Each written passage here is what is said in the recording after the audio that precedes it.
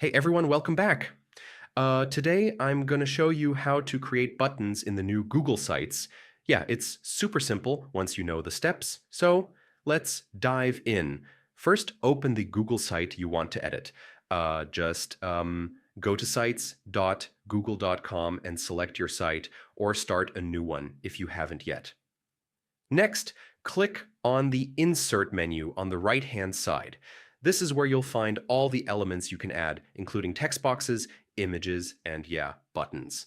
Now, click on Button. A small window pops up asking for the button name and the link you want it to go to.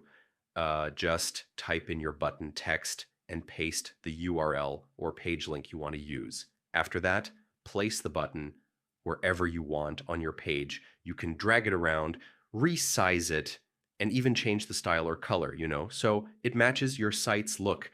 And that's really all it takes to add buttons in the new Google Sites. Yeah, super simple, right? Don't forget to publish your site to see the button live. Thanks for watching, and if you found this helpful, consider subscribing for more tips.